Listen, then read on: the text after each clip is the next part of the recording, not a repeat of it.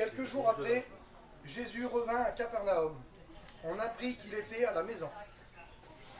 Le verset, il est particulier, mes frères. Peut-être que vous n'avez jamais fait attention, mais moi je l'ai remarqué il y a quelque temps.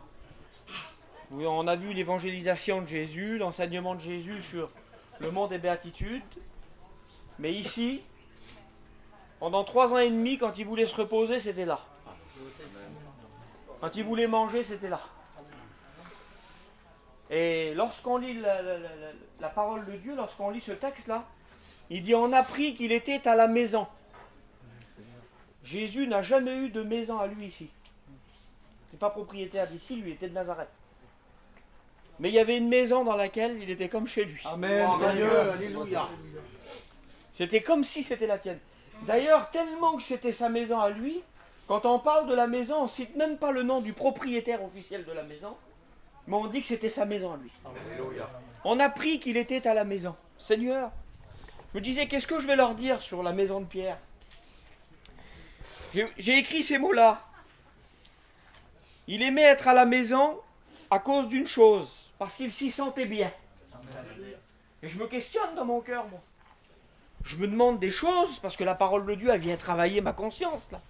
Elle vient me questionner, la parole de Dieu. Et puis, j'ai pas eu d'autres questions de me demander si le Seigneur, il se sentait bien dans ma maison. Parce qu'il faut que le Seigneur, il trouve sa place chez vous. Il faut qu'il soit dans sa maison. Quand il est dans ta maison à toi, ton camping, il a ton nom, mais le propriétaire officiel, c'est Jésus. Amen. Vous comprenez ça? Ta maison, elle peut faire 4 étages, 10 étages, mais ta maison, c'est pour Jésus. Amen. Notre maison, c'est pour Jésus. Alors, j'aimerais vous parler d'une chose importante, mes frères. C'est un message d'habitude qu'on prêche pour les sœurs. Mais la Bible, il y a une hiérarchie dans la Bible. Un homme peut enseigner sa femme. Alléluia. Et vous pouvez, en partant d'ici, dire à votre femme ce que vous allez écouter maintenant. Alors l'apôtre Pierre, c'est sa maison, mais il semblerait que c'est plus à lui. Pourtant, il l'a payé, il l'a construit. C'est compliqué d'entretenir une maison, mais il a compris une chose, cet homme-là. Il a compris qu'il fallait tout mettre au service du Seigneur. Amen. Il fallait mettre son matériel au service du Seigneur. Il fallait mettre son entreprise de pêche là, au service du Seigneur. Il fallait faire ça, mes frères. Alors écoutez bien. L'apôtre Pierre, nous savons qu'il a écrit 2 épîtres dans la parole de Dieu. Et les 2 épîtres qu'il a écrits, c'est quelque chose de merveilleux. Si on pourrait le faire parler, est-ce que vous voulez que le patron de la maison nous donne un conseil? Amen. Amen. Amen. Vous voulez qu'on écoute le conseil de l'apôtre Pierre? Le conseil de l'homme de Dieu? Alors il a dit dans 1 Pierre 4,9, écoutez bien. Il a dit exercer l'hospitalité sans murmure. Voilà le secret de la réussite de la maison de Pierre. Voilà l'intelligence que Dieu a mis dans son cœur. Il a compris qu'il fallait que sa maison, les portes soient ouvertes et qu'il fallait qu'il soit hospitalier. Hospitalier, mais sans murmurer, mes frères. Pas de dire, il arrive encore. Il vient encore chez moi, lui. Pas ça du tout. Il dit, il faut être hospitalier, mais sans murmure. Et il peut le dire, l'apôtre Pierre. Parce que lui, c'est pas qu'un prêcheur, il l'a vécu. Sa maison, c'était plus sa maison. Pendant 3 ans et demi, j'ai écrit ces mots-là. Pendant 3 ans et demi, mes frères. Imaginez un petit peu comment que ça devait être difficile. Ça ne devait pas être facile, Seigneur. Pendant 3 ans et demi, cette maison-là, il y a 13 hommes qui ont mangé, qui ont dormi. Il fallait faire des grandes tables. Il fallait préparer des lits. Il fallait tout préparer pendant exactement 3 ans et demi, 13 hommes à votre table. Et elle ne savait pas quand est-ce qu'ils arrivaient, elle. Elle n'était pas prévenue, là, Madame Pierre, là. Je vais parler de sa femme ce matin. Parce que jamais on l'écoute dire un mot, cette femme-là. C'est la femme du silence. C'est la femme de l'hospitalité sans murmure. C'est la femme qui dit pas un mot. Même quand il y a des centaines de personnes, vous ne l'écouterez jamais parler.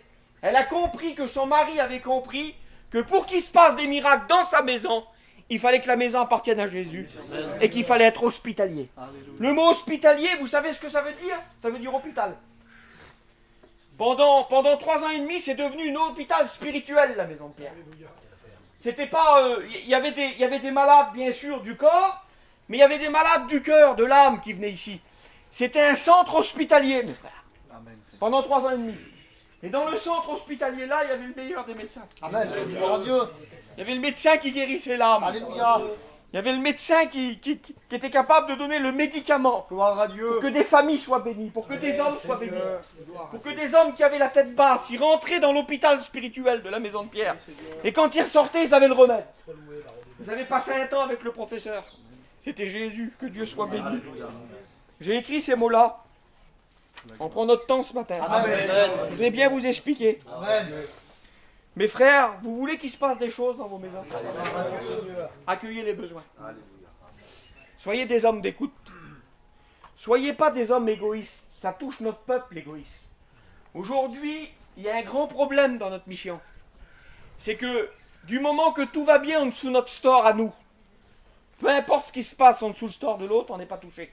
C'est pas ça, on est des frères. Amen. Et quand il y a un besoin sur une place, accueillez. Soyez hospitaliers envers ceux qui ont des problèmes. Amen, Seigneur. Faites-les venir chez vous. Buvez un petit verre d'eau. Parlez avec eux 2 petites minutes. Et là où il y a des problèmes et des blessés de la vie ou des blessés par l'ennemi, j'aimerais vous dire que Jésus n'est pas loin. Parce qu'il est autour de ceux qui souffrent, le Seigneur. Quand vous aurez des personnes qui souffrent dans votre camping, comprenez une chose, c'est que Jésus, il n'est pas loin. Amen. Parce qu'il est là où il y a le besoin. Que Amen. Dieu soit béni. Amen. Accueillez les besoins et Jésus sera chez Amen, vous. Seigneur. Parce qu'il est partout où il y a des gens qui souffrent. J'ai écrit, c'est un foyer exceptionnel.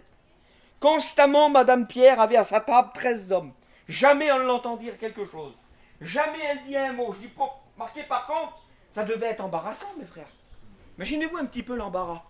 D'avoir à longueur de journée des paralytiques, des boiteux, des aveugles, des gens qui venaient pour prendre un conseil. Et puis, je pensais à ça hier dans la chambre, me disais, il faut que l'imagination, elle s'annule, mes frères. Il faut imaginer. Ils étaient là, les 13, là, avec lui. Et à un moment donné, il disait, lui, préparez vos affaires, les garçons. On s'en va. On va où? Ah ben on va où c'est que je vous ai dit tout à l'heure, là. On va aller jusqu'à dans la Samarie, là-bas. Pour une femme, on va faire 120 km à pied. Mais préparez-vous, prenez vos affaires, on y va. Et puis elle les écoutait parler, la femme de Pierre. Et puis à un moment donné, ils ramassaient leurs affaires et ils partaient. Mais elle ne savait pas quand est-ce qu'ils revenaient. Elle ne savait pas quand est-ce qu'ils revenaient. Il n'y avait pas de téléphone, il n'y avait pas de wifi, il n'y avait pas de tout ça. Elle savait le départ, mais elle ne savait pas le retour. Et les gens du tour non plus ne connaissaient pas le retour. Mais pendant qu'il était parti là, et puis elle ne savait pas, ça pouvait durer une journée, 4 jours, 5 jours. Imaginez pour aller voir la femme de Samarie, la Samaritaine, combien de temps pour y aller, combien de temps pour prêcher, combien de temps pour revenir. Mais elle était au courant d'aucune date. Mais les gens du tour non plus n'avaient pas la date du retour. Mais déjà, ils commençaient à arriver, les gens là. Ils arrivaient parce qu'ils savaient que c'était là le lieu du miracle. Et ils venaient, et ils venaient, ils venaient. Et elle, vous croyez qu'elle faisait quoi? Franchement, vous croyez qu'elle fermait les portes quand il n'était pas là? Non, elle voyait arriver une veuve, elle voyait arriver un paralysé, elle voyait arriver un aveugle. Elle disait, écoutez, il n'est pas là. Ils sont partis il y a une journée ou deux, je ne sais pas quand est-ce qu'ils reviennent. Mais pour l'instant, vous voulez un petit verre d'eau? Gloire à Dieu. Gloire à Dieu. Vous voulez que je vous donne un petit bout de pain à manger? Gloire à Dieu. J'en suis convaincu que la femme de Pierre, elle a dû témoigner avant que Jésus vienne. Amen. Elle a dû communiquer la foi dans quelques cœurs. Amen. Amen. Elle a dû dire, il est parti hier. Mais si vous aurez vu la réunion qu'on a eue hier, elle devait dire. Elle devait dire, hier j'étais perdu. J'avais un problème exceptionnel, ma mère. Ma mère, elle était prise par la fièvre, elle était couchée dans le lit. Et puis il est venu. Alléluia. Et quand il est venu, il a prié pour elle, la fièvre l'a quittée. Et puis Amen. je suis bien content parce qu'aujourd'hui, elle peut m'aider à servir. Amen. Vous comprenez ça? Elle a dû dire hier, il y a eu quelque chose. Regardez voir le dégât, Néwa, rentrez, regardez ma toiture. Regardez voir. Il y avait tellement de monde hier. Comment qu'elle devait témoigner? Comment qu'elle devait communiquer la foi, cette femme-là?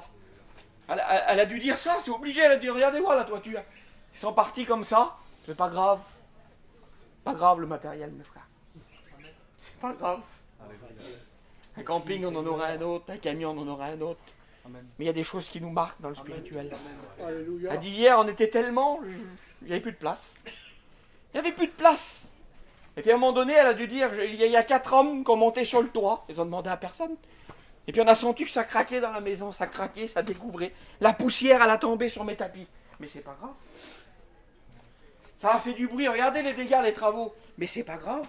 Mes frères, c'est pas grave le matériel. Amen. C'est réel le matériel. Alléluia. Puis elle dit à un moment donné, il y a le paralytique. Ils ont fait descendre un homme sur un lit. Et là, il lui a parlé. Et il lui a dit ces mots-là.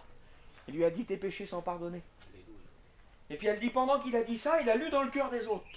Quel témoignage qu'elle devait avoir fort, la femme de Pierre. Seigneur. Elle a dit, il a parlé et il a vu ce qu'il y avait dans le cœur des autres. Il y en a qui n'étaient pas d'accord avec le pardon des péchés. Alors il a dit ces mots-là. Il a dit, quel est le plus aisé de dire, lève-toi et marche, ou tes péchés sont pardonnés. Mais il va dire une déclaration exceptionnelle dans la maison. Il va dire, or afin que vous sachiez que le Fils de l'homme a sur la terre le pouvoir de pardonner les péchés. Amen. Alléluia. Il lui dit, lève-toi, prends ton lit et marche. Alléluia. Elle dit, j'ai vu tout ça hier, mais il n'est pas rentré. Bon, écoutez, je vais pas parler 5 heures, il n'y a pas des tonnes de choses à dire. Seigneur, quel embarras, quel souci, quand elle devait regarder, au loin là-bas, vous les voyez arriver? Non. Vous n'avez pas de nouvelles d'eux? Non. Les 12. Et quand ils rentraient, quand ils arrivaient, ces 12 hommes, là, ces 12 hommes qui avaient marché des heures, ces 12 hommes qui avaient faim, qui avaient soif, qui avaient les pieds sales, et puis qu'à un moment, elle les voyait arriver, elle avait tout préparé. Allez-y, rentrez, reposez-vous. Seigneur, mets-toi là, repose-toi. Mets-toi là. C'est pour ça qu'il aimait la maison, mes frères. Parce qu'il y trouvait l'hospitalité. Il lui trouvait du repos. Il lui trouvait de la nourriture, des forces. Et il se reposait des heures et des jours ici. Que Dieu soit béni. Alors j'ai écrit ces mots-là. Si elle pourrait nous parler aujourd'hui, si elle pourrait nous parler, la femme de Pierre, elle aurait quelque chose à nous dire. Vous voulez qu'on l'écoute? Amen. Vous voulez qu'elle nous donne un petit conseil? Alors écoutez, j'ai marqué ça tout simplement. Elle dirait, les garçons, je suis une ancienne dans la foi, moi. Dites à vos femmes quelque chose. Et puis vous allez le dire à vos femmes. Dites à vos femmes que le matériel ne dure pas. La preuve, elle pourrait vous dire, regardez ma maison, c'est une ruine. Vous comprenez le message que je vous fais passer? Le temps passera, vos affaires seront des ruines, mes frères. Mais elle dit par contre, dites à vos femmes qu'il y a quelque chose qui ne se détruit pas. Parce que 2000 ans plus tard, des petits gitans de vieille lumière, ils parlent encore de mon témoignage. Amen. Alléluia. J'aimerais vous dire qu'il y a quelque chose qui subsiste. Au-delà de votre réussite matérielle, mes frères. Au-delà de vos convois qui sont bien propres, bien cirés. Il ne faut pas vous déranger, il ne faut pas faire ceci, il ne faut pas faire cela. Ça passera. Et votre témoignage y durera. Notre témoignage traverse les temps. Mes frères, quelle importance. Moi, je voudrais faire quelque chose. Moi, je le sais, je veux pas vanter ma femme, Seigneur. Je ne veux pas vanter ma femme. Mais il y a mon oncle qui est là, il y a mon copain Starkey qui est là, ils peuvent en parler. Seigneur, je le dis devant Dieu, je n'ai pas à me plaindre. Devant Dieu, Giovanni le sait. Je n'ai pas à me plaindre. Des fois, moi, j'arrive chez moi, il y a des gens que je ne connais pas. Ça m'arrive aussi. Où elle me dit, va là-bas, regarde là-bas. Ou elle dit, j'ai levé la couverte de la marmite là-bas. Eh bien, il n'y a pas grand-chose dedans. Combien de fois qu'elle l'a fait en mission? Combien de fois qu'elle le fait dans un petit terrain désigné? Mes frères, c'est Jésus qui vit chez nous. Amen. Je voudrais qu'ils se sentent bien. Encore Alléluia. Amen. Je voudrais qu'ils prennent toute la place, mes frères. Je voudrais pas avoir les volets fermés. Vous voyez, je suis en train de vous parler et vous êtes en train de visionner vos foyers. Amen. Et vous savez si ça marche ou si ça marche pas. Vous savez si c'est pour vous ou si c'est pas pour vous. Vous savez, vous savez si vous emmenez quelqu'un, si ça dérange ou si ça dérange pas. À partir d'aujourd'hui, il ne faut plus que ça dérange. Amen. Il faut faire comprendre à votre femme et l'enseigner dans le spirituel. Et lui dire, ma femme, on procède quelque chose de très riche. Nous, on a Jésus dans le cœur. Alléluia. Et les gens vont venir chez nous. Un jour, j'ai fait une expérience. Les frères, je n'avais pas prévu de vous l'expliquer. J'ai à cœur de vous l'expliquer. Amen. J'étais jeune marié. J'ai fait mes 2 années d'études tout seul. J'étais jeune garçon. Et puis je me suis marié après. Alors comprenez bien que c'est jouer la roulette russe, quoi. Un ministère qui choisit une femme. Mais j'ai fait confiance à Dieu. J'ai remis ma vie dans les mains de Dieu. Et puis, j'étais jeune marié. Dans mon petit camping, j'avais une vitrine. Et puis dans cette vitrine-là, moi j'avais un verset de la parole de Dieu. J'étais un serviteur de Dieu. Mais j'avais dit quelque chose à ma femme avant de me marier. J'avais dit, réfléchis bien. Avant qu'on se marie, moi je suis un serviteur de Dieu. Mais par contre, j'avais fait une promesse à Dieu et à ma femme. J'avais dit, écoute bien. Jamais je te dirai ce qu'il faut faire et pas faire. Je prenais un risque. Je mettais en avant ma parole de serviteur de Dieu. Et jamais je te dirai ce qu'il faut faire ou pas faire, Fidji. Mais je dis par contre, plais au Seigneur et tu me plairas à moi. Amen. On s'est mariés. Je bénis Dieu, c'est Dieu qui l'a enseigné, ma femme, c'est pas moi. Amen. Quand on fait des choses forcées, ça fait des disputes dans les foyers. Laissez l'onction faire. Amen. Et à un moment donné, on avait une vitrine avec un verset. Et puis la première Noël, premier Noël, jeune marié, premier Noël. Imaginez-vous, je vais à la parfumerie et j'y achète un coffret de parfum Dior. Christian Dior. Je reviens chez moi, et puis d'un seul coup, la Noël, elle se fait, j'y donne son cadeau. Et puis une journée ou deux après Noël, là, je m'en vais, et puis quand je remonte dans mon camping, comme je rouvre la porte, le verset, il était enlevé. Et elle avait exposé la gamme de parfums. Je ne peux pas vous dire le coup de couteau que ça m'a fait dans le cœur. Mais je m'avais engagé devant Dieu et devant elle de jamais rien lui dire. Je suis rentré, j'ai rien dit, j'ai regardé, je dis Seigneur, quelle subtilité il a le diable. Comment que le diable il voudrait que le monde y rentre chez nous. Et je suis reparti le jour-là, j'ai pris mon camion, je suis parti dans une montagne et j'ai prié. J'ai prié le Seigneur. J'ai dit Seigneur, tu vois, je me suis engagé. Enseigne-la, Seigneur. Parle-lui, Seigneur. Alléluia. Je veux pas crier avec elle, je veux pas de dispute. Je veux que tu l'enseignes, Seigneur. Amen. Et puis je suis revenu 1 heure après avec mon petit camion. Je monte dans le camping. La gamme de parfums était remballée, le verset était remis à sa place. Amen. Alléluia. Et quand je suis rentré, elle était assise sur le coussin avec son foulard et elle priait. Alléluia. J'ai dit, qu'est-ce qui se passe? Je lui ai dit, qu'est-ce qu'il y a? Elle a dit, mon homme a dit. Elle a dit, j'étais dans le camping et puis elle a dit, à un moment donné, elle a dit, le Seigneur, il m'a parlé dans mon cœur. Et il m'a dit, ça va pas, comment que tu décores ta maison? Puis elle dit, je me suis mis assis, je croyais que je venais folle. Elle a dit, puis j'ai pris le petit jour de la journée, là. Et elle a tiré le petit verset, là. Vous savez ce que c'était le thème, mes frères? Comment décores-tu ta maison? Alléluia. Et sur l'explication du verset, là, de la petite histoire, c'était l'histoire que dans la maison d'un chrétien, mes frères, c'est pas les marques qu'on doit voir. C'est des versets de la Bible. Amen. Quand un inconverti vient chez toi, il n'a pas besoin de voir des belles affaires. Il doit voir la plus belle des affaires. Il doit faire la plus belle des découvertes quand il rentre chez toi, l'inconverti. Il est fatigué, l'inconverti, il est dans le monde, il est mangé par le diable. Et puis quand il rentre chez toi, il a besoin de voir quelque chose. Il se met assis, puis d'un seul coup, il regarde sur ton meuble. Là. Et puis il voit marqué, venez à moi, vous tous qui êtes fatigués et chargés, je vous donnerai du repos. Tu as gagné ta journée. Tu as gagné ta journée. Je le dis devant Dieu, le verset, le Seigneur, il va s'en servir. Tu vas être un homme béni. Mes frères, exercez l'hospitalité. Alléluia. Que nos maisons soient des maisons simples. Il y a des garçons ici parmi nous qui ont des grands moyens. C'est les garçons les plus simples. Soyons simples, mes frères. Vous avez vu, hier, j'ai été béni dans la synagogue. Mais devant Dieu, que le petit repas, il était spirituel après. On a mangé dans des bols de terre. Puis je pensais à nos repas aujourd'hui dans l'émission. Mais c'est quoi ça? Qu'est-ce qu'on a? Il n'a pas besoin de champagne, l'inconverti. Il a besoin de l'eau de la parole. Amen. Il a besoin de la chose la plus simple, l'inconverti. Il n'en veut pas du champagne, il en boit toute l'année. Toute l'année, il en boit. Il a besoin d'un verset de la Bible. Il a besoin de la simplicité de l'écriture. Alors je voudrais qu'on s'engage, mes frères. Amen. Faites une promesse à Dieu. Quand je rentrerai chez moi, je lui expliquerai. Il faut qu'on exerce l'hospitalité. Amen. Il faut qu'on soit des gens simples. Il faut que chez nous, il y ait des miracles. Il faut que chez nous, il aime venir, le Seigneur. Alléluia. Il faut qu'il vienne chez nous, le Seigneur. Voulez-vous qu'on prie, Seigneur, maintenant? La gloire te revient, Seigneur.